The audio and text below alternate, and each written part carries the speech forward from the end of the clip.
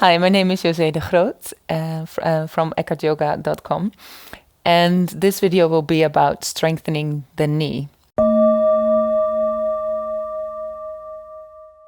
So, most important to realize is that to strengthen the knee, the muscles that make sure that the knee is compact are the quads, because the muscles are here and then the ligaments and the tendons go over the knee and are on the side of the knee, so kind of like a wrapping around the knee. So when the muscles are strong, they absorb the impact of walking, running, any movement that you do that might have an effect on your knee. So it is very important to have the quads strong so that the impact of what it is that you're doing will be absorbed by the quads. Yeah. So I have some exercises or yoga poses that you can do to strengthen your quads. And it is very important that when you do those poses, that you feel the strengthening happening in this area, in the quad area. And you should not feel any sensation in the knee, not inside the knee, because then the focus is going more towards the knee. So we really want to focus and feel the effect of what we are doing in the pose in this area. Yeah. So the first one is a squat against the wall. So you're placing your back against the wall and you walk your feet a little bit more forward, and it depends where your legs naturally want to go towards. Sometimes their legs go out naturally more instead of straight forward. But the most important thing to remember is that the knee bends over the foot. So in my body, this is the position for my squat, for my feet. So when I go down, you really want to have the knee not going over the foot, and the knee goes into the direction of the foot. And then I go up. And here you want to feel this in the quad muscle. At the same time, you tuck your tailbone a bit so that also your abdomen is being activated. You go up and down 10 times, not 10 minutes, 10 times. Up and down. And so you really feel the effect in the quad area. So nothing in the knee, but really in the muscle of the legs. And you don't have to go all the way up so that the legs straighten. You keep them bent a bit so that you really feel a burning sensation.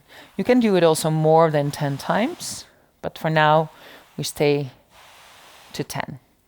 So then after 10 times, you straighten your legs out and you can push yourself forward. We're going to do the next pose.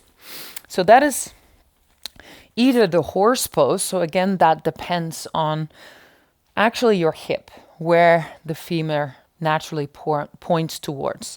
So if you're putting your feet together and bend forward, if you don't feel an awkward sensation in the hip, or you don't need to make so much effort there, then you can do that. Again, like against the wall, I can also allow my feet to position where they naturally want to go towards. And again, you want to bend the knee over the foot.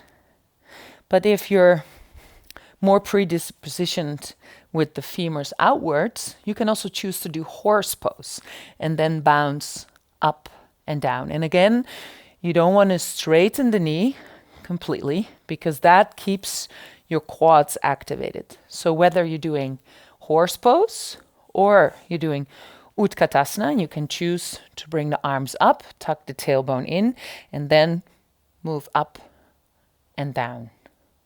10 times. You can also do both. 10 times Utkatasana, 10 times horse pose. This also activates actually your adductor muscles, but we mainly do this for the quads. So 10 times here, or 10 times Utkatasana. And then after 10 times, you release. And then the next pose that you could do is bridge pose. So you lie down on the floor with your back against the floor, and you tuck your tailbone in so that the lower back is also on the floor. So your back is long. And then the arm position, depending how you can relax your shoulders the most. So the main thing is that you walk your shoulder blades towards each other, and the hands can be either palms facing up or down, as long as you can push also into the floor and not lift your shoulders up. And then here we're going to lift up, and you're going to activate your bum muscles and your quads at the same time. Going down, so 10 times here, up and down, up and down. So the knees don't have to be together. We really want to focus on the feeling in the quads here.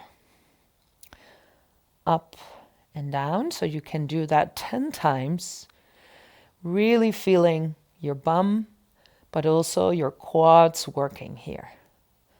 So, and if this is easy, you can make it a little bit more difficult, and you can choose where you want to position the foot.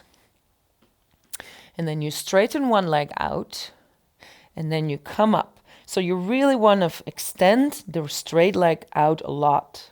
So really flex the foot and come up and down 10 times.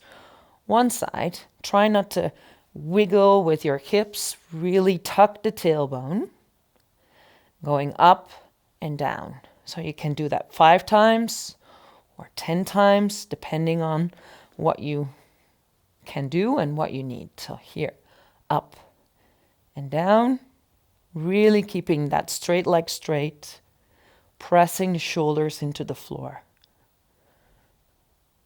And the foot that is on the floor can also go a bit more forward, up and down.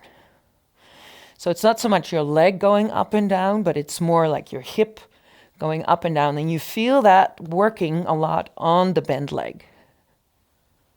And down. And then you relax your legs. And you can place your arms in any position that helps to relax your shoulders the most. And then you take a moment to feel the effect in the legs.